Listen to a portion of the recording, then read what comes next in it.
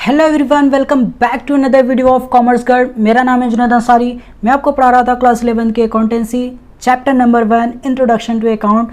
उसमें जो हमने chapter number 1 introduction to account उसमें जो हमने कवर कर लिया था वो हमने पहला कंटेंट जो है हमने मीनिंग ऑफ अकाउंट को कवर कर लिया था। अगर आपने हमारी वीडियोस को नहीं देखी है तो प्लेलिस्ट में है, आप जाके वहाँ से देख सकते हैं। पिछला वीडियो हमने यही पढ़ा था मीनिंग ऑफ अकाउंटिंग के बारे में, हमने पूरा मीनिंग ऑफ अकाउंटिंग को कवर कर लिया था। आज जो हमारा अगला कंटेंट है वो है accounting as a source of information.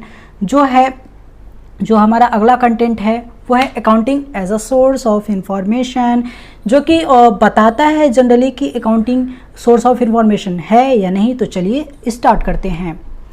Accounting as a source of information, बार बार यही सुन रहे हैं, accounting as a source of information. तो चलिए अब देखते हैं कि इसमें है क्या इसके अंदर। तो बी सीरियस। यहाँ पे देखिए, accounting is regarded as the language of a business. General term में हम क्या कहते हैं, अकाउंटिंग क्या है? अकाउंटिंग लैंग्वेज ऑफ बिजनेस है। हम अकाउंटिंग को बिजनेस का लैंग्वेज समझते हैं। Accounting is regarded as the language of business. हम क्यों अकाउंटिंग को लैंग्वेज ऑफ बिजनेस कहते हैं? क्योंकि अकाउंटिंग जो है वो हमारे जितने भी बिजनेस की फाइनेंशियल ट्रांजेक्शन्स होती हैं, जितनी भी ट्रांजेक्शन्स होती हैं, चाहे वो माल को परचेस करने से लेकर के हो, चाहे वो माल को बेचने तक से हो, चाहे वो ऑल अदर थिंग्स, चाहे जिस टाइप से भी हो, हम उसे समझते हैं कि वो हमारे अकाउंटिंग के बारे में सारी चीज़ों को बता देता है। अकाउंटिंग में हम हर वो ट्रांजैक्शंस रिकॉर्ड करते हैं जिसे हम मनी में मेजर किया जा सकता है। इस वजह से हम अकाउंटिंग को लैंग्वेज ऑफ बिजनेस भी कहते हैं कि वो हमारे बिजनेस का लैंग्वेज है, वो हमारे बिजनेस के बारे में बताता है। अब यहाँ पे दूसरा डेफिनेशन क्या कहता है? It is used as a means of communication between business organisation and its shareholders. अब जैसा आप यहाँ पे एक नाम सुन रहे हैं, शेयर होल्डर्स। अब शेयर होल्डर क्या होते हैं? शेयर होल्डर वही होते हैं जो हमारे बिजनेस में पैसा लगाते हैं। अब जैसे कि कोई भी बड़ा बिजनेस स्टार्ट होता है तो उसके लिए हम पैसा जो भी मार्केट से कलेक्ट करते हैं, जो भी मार्केट के पर्सन होते हैं उनसे हम पैसा कलेक्ट करते हैं, तो उन्हें हम बोलते हैं share holders. Share holders basically हमारे लिए वही होते हैं जो हमारे बिजनेस में पैसा लगाते हैं। अब यह अकाउंटिंग क्या कहता है? It is used as a means of communication between business organisation and its shareholders. मतलब ये जो अकाउंटिंग है वो हमारे बिजनेस को कम्युनिकेट करता है बिटवीन जो मार्केट में हमको पैसा लेना है पैसे उनसे और बिजनेस के ऑर्गेनाइजेशन से। जैसे हमें एक बड़ा कंपनी खोलना है तो हम अकाउंटिंग के ज़रिए हम बताएंगे कि हमारे पास कितना पैसा है, हम क्या बनाना चाहते हैं, क्या हमारा ऑब्जेक्टिव से इस कंपनी को खोलने का। तो ये जो है ये सारी चीज़ें हम अकाउंटिंग में रिकॉर्ड करते हैं। तो वो जो कम्युनिकेट करता है शेयर होल्डर के बीच में और बिजनेस ऑर्गेनाइजेशन में, उसे हम जनरली बोलते हैं accounting as a source of information. वो सोर्स ऑफ इंफॉर्मेशन है जो प्रोवाइड करता है शेयर होल्डर्स को। अब क्वालिटेटिव कैरेक्टरिस्टिक्स ऑफ अकाउंटिंग क्या है? Qualitative characteristics of accounting information क्या है, इसके बारे में हम जानते हैं। यहाँ पे देखिए पहला क्या कह रहा है, qualitative characteristics of accounting information are traits that allow financial professional to more easily understand and make decision accounting reports। यहाँ पे वो कह रहा है कि जो भी qualitative characteristics of accounting information है उसे हम ट्रीट करते हैं एक फाइनेंशियल प्रोफेशनल की तरह। जैसे कि हम सारी चीज़ें रिकॉर्ड कर दिए हैं। जो भी फाइनेंशियल प्रोफेशनल्स होते हैं उनका यही काम होता है कि वो हर बिजनेस की ट्रांजेक्शन्स को रिकॉर्ड करें, वो चेक करें, क्योंकि वो प्रोफेशनल हैं, वो ऑडिट भी करते हैं। तो जो भी हम ये सारी चीज़ों को कर लेते हैं तो वो हमारे लिए मोर ईज़ली हो जाता है, मोर अंडरस्टैंडेबल हो जाता है, समझने में ज़्यादा आसानी हो जाती है कि हम उससे अपने बिजनेस के डिसीज़न को कर सकें। Make decision on accounting report. हमें अकाउंटिंग रिपोर्ट के ज़रिए हम बिजनेस के डिसीज़न को आसानी से ले सकें।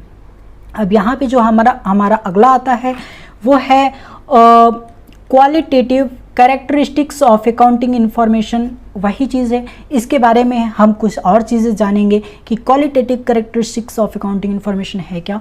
जैसे कि रिलायबिलिटी, अब रिलायबिलिटी क्या है? रिलायबिलिटी का मतलब है विश्वास। विश्वास, रिलायबिलिटी का मतलब है विश्वास। अकाउंटिंग रिपोर्ट पे हमें विश्वास है क्योंकि वो एक फाइनेंशियल प्रोफेशनल ने ऑडिट किया है, चेक किया है, बनाया है। यहाँ पे देखिए क्या कह रहा है, reliability means users must able to depend on the information. जो भी यूज़र्स, हमने बताया 2 टाइप के यूज़र्स होते हैं, पिछली वीडियो में हमने बताया था 2 टाइप के यूज़र्स होते हैं, एक इंटरनल यूज़र, एक एक्सटर्नल यूज़र। जो भी हमारे यूज़र्स होते हैं वो हमारे अकाउंटिंग इन्फॉर्मेशन पे डिपेंड होते हैं। जैसे ही हमारे बिजनेस के फाइनेंशियल पोजीशंस आते हैं वो हमारे फाइनेंशियल पोजीशन को जानने में इंटरेस्ट रखते हैं क्योंकि वो हमारे बिजनेस में पैसा लगाते हैं। चाहे वो इंटरनल यूज़र्स हों चाहे एक्सटर्नल यूज़र्स हों, वो हमारे बिजनेस में पैसा लगाते हैं, इसलिए वो हमारे अकाउंटिंग रिपोर्ट को ज़्यादा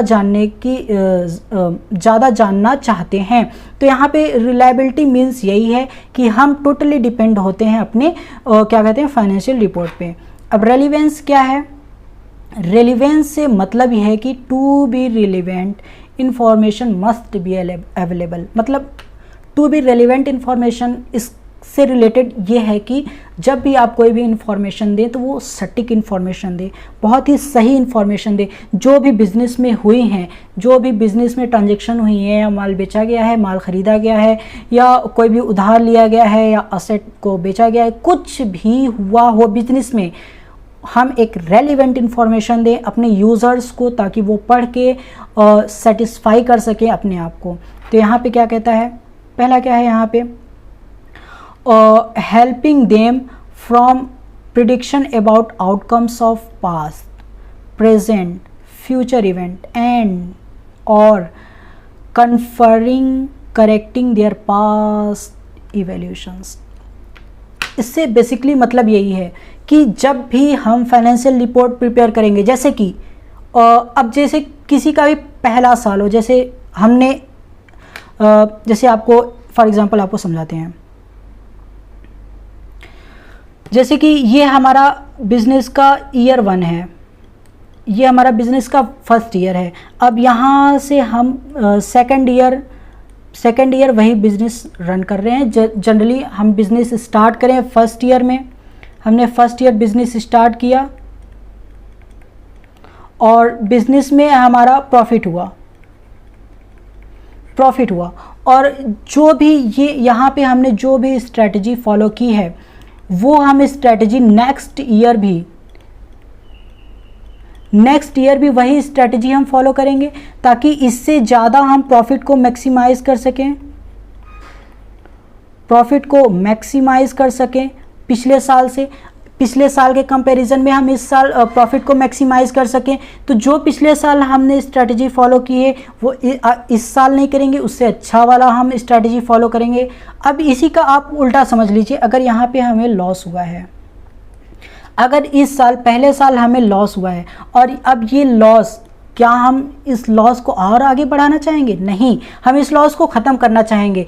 तो जो भी हम इस लॉस को बदलना चाहेंगे प्रॉफिट में।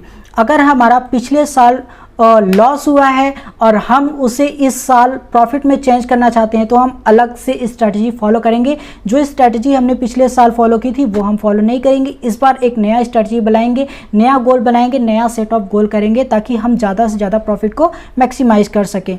तो वहाँ पे यही चीज़ यहाँ पे बात हो रही है कि जो भी हम फाइनेंशियल रिपोर्ट में जो भी करेंगे एक सटीक, एक रेलिवेंस इंफॉर्मेशन देना चाहिए हमें, ताकि जो इस साल हमने जो भी चीज़ें गलतियां की हैं वो अगले साल ना हो पाए, बिजनेस की डिसीजन मेकिंग में हमें हेल्प मिल सके। अब यहाँ पे जो अगला आता है अंडरस्टैंडेबिलिटी। अब अंडरस्टैंडेबिलिटी से बेसिकली मतलब क्या है, यहाँ पे इसका बेसिकली मतलब है understandability means decision maker must interpret accounting information in the same sense as it is interpreted conveyed to them। मतलब कि एक टाइप का वो विश्वास बना लेते हैं, एक ही सेंस में सोचना कि जो भी फाइनेंशियल रिपोर्ट है वो अच्छी है, वो सही फाइनेंशियल रिपोर्ट है, तो उसी के सेंस में वो समझते हैं कि बिजनेस में चल क्या रहा है। तो इस वजह से हमें रेलिवेंट इन्फॉर्मेशन देनी चाहिए, हमें समझना चाहिए सेम सेंस में कि बिजनेस की फाइनेंशियल रिपोर्ट कह क्या रही है और हमारा क्या सेंस है। अगर आपका सेंस उससे अलग है तो आपको सेम सेंस में आना चाहिए, अपना सेंस बदलना चाहिए वहाँ पे। अब यहाँ पे कंपेरेबिलिटी बहुत ही आसान है। It is not sufficient that the financial information is relevant, reliable, particular time in a particular circumstances for particular reporting entity. Compare various aspect of entity over different time period and with other entities. अब इसका basically आप मतलब समझ लिए। अब जैसे कि आप कोई भी बिजनेस स्टार्ट कर रहे हैं, सेम टाइम का बिजनेस अगला पर्सन स्टार्ट किया है और उसका बिजनेस ज़्यादा अच्छा चल रहा है, आपका बिजनेस प्रॉफिट में है बट उतना अच्छा नहीं है आपके कंपेयर में। जो आपका वो है कॉम्पिटिटर है उससे आपका प्रॉफिट कम हो रहा है, उसका प्रॉफिट ज़्यादा हो रहा है। तो आप कंपेयर करिए कि क्या क्या चीज़ें वो फॉलो कर रहा है, कौन सी स्ट्रैटेजी फॉलो कर रहा है, क्या वो और एडवांस में कर रहा है जो इसके प्रॉफिट मैक्सिमाइज हो रहे हैं। तो यहाँ पे ये कह रहा है कि सिर्फ फाइनेंशियल इंफॉर्मेशन रेलिवेंट नहीं है। यहाँ पे देखिए क्या है, it is not sufficient that financial information is relevant, reliable, particular time period, circumstances. सिर्फ फाइनेंशियल इंफॉर्मेशन रेलिवेंट नहीं है प्रॉफिट को मैक्सिमाइज करने के लिए। अगर प्रॉफिट को मैक्सिमाइज करना है तो आप कंपेयर करिए various aspect of entity, different time, different period with other entities. आप अलग समय में, अलग टाइम पे, अलग एंटिटी से जो आपका कॉम्पिटिटर है आप उससे कंपेयर करिए, फिर देखिए कि आप क्या गलतियां कर रहे हैं कि आप उससे आगे नहीं निकल पा रहे हैं। तो ये होता है, सिर्फ फाइनेंशियल इंफॉर्मेशन रेलिवेंट नहीं होता, यहाँ पे कंपेयर भी करना ज़रूरी होता है कि क्या क्या चीज़ें हैं जो वो फॉलो कर रहा है हम फॉलो नहीं कर रहे हैं। तो ये भी एक ज़रूरी होता है, ये भी एक इन्फॉर्मेशन होती है, अकाउंटिंग इन्फॉर्मेशन, जो कि आपको फॉलो करना बहुत ही ज़रूरी है प्रॉफिट को मैक्सिमाइज करने के लिए। यहाँ पे जो हमारा थर्ड ऑब्जेक्टिव्स आता है, ऑब्जेक्टिव्स ऑफ अकाउंट, इसे हम करेंगे नेक्स्ट क्लास में। तब तक के लिए गुड बाय।